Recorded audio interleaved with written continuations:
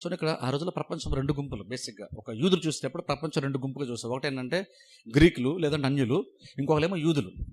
యూదులు ఏం చేసేవాళ్ళంటే సూచక్రియను వాళ్ళు కోరుకుంటారంట. యూదులకు ఉండేటువంటి మైండ్ సెట్ ఎలాంటిదంటే దేవుడు ఉన్నాడు అంటే అద్భుతం జరగాలక్కడ. ఇప్పుడు చూడండి, వాళ్ళు కూడా ఎందుకు అలాగ ఆలోచించేవాళ్ళంటే ఓల్డ్ టెస్టమెంట్‌లో విపరీతంగా అద్భుతాలు చూస్తాం మనం. అలా అద్భుతాల మీద అద్భుతాలు చూస్తున్నప్పుడు నార్మల్‌గా ఏమనిపిస్తుందంటే దేవుడు ఉంటే ఆ కార్యాలు ఎలాగున్నా జరుగుతాయి. సో ఇక యూదులకి ఎలా అయిపోయిందంటే చివరికి దేవుడు ఉన్నాడో లేదో, లేదు దేవుడు దాని వెనకాల ఒక కార్యం వెనకాల ఉన్నాడో లేదో తెలుసుకోవాలంటే అద్భుతమే.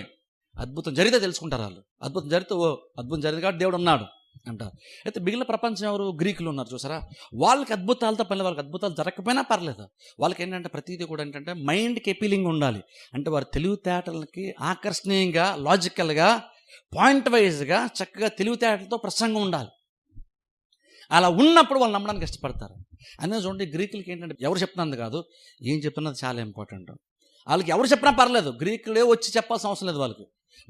మన దగ్గర నుంచి ఎవరు వెళ్ళినా సరే, నువ్వు గనక వాళ్ళ తెలివితేటలకి అపీల్ చేయగలిగేలాగా నువ్వు మాట్లాడగలిగితే, అంటే నువ్వు మాట్లాడుతున్నప్పుడు వాళ్ళ బుర్రకు పొదును పెట్టేలాగా కనుక నువ్వు మాట్లాడగలిగితే, ఎవరు చెప్పినా సరే వాళ్ళు వినడానికి రెడీగా ఉంటారు వాళ్ళు. అది ఏదైనా సరే. ఎందుకంటే ఈ గ్రీకులకేమో జ్ఞానము కావాలి, అలాగే దేవుని నమ్మినటువంటి యూదులకేమో అద్భుతాలు కావాలి. అంటే ఒక రకంగా దేవుని శక్తి కావాలి, దేవుని శక్తి కనపరచబడాలి. అప్పుడు వాళ్ళు దాన్ని నమ్ముతారు.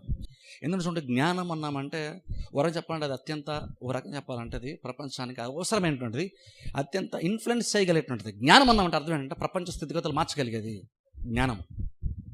ఆ జ్ఞానం ఉంటే మంచిది, ఆ జ్ఞానం లేకపోతే నష్టం మనకి. అలాగే శక్తి ఉన్నది చూసారా, లేదా బలం, అది కూడా చాలా బలమైనది. దాంతో కూడా చాలా కార్యాలు చేసి చాలా విషయాలు మార్చచ్చు. ఈ ప్రపంచంలో ఈ 2 బలమైనవి, డబ్బు కూడా కాదు.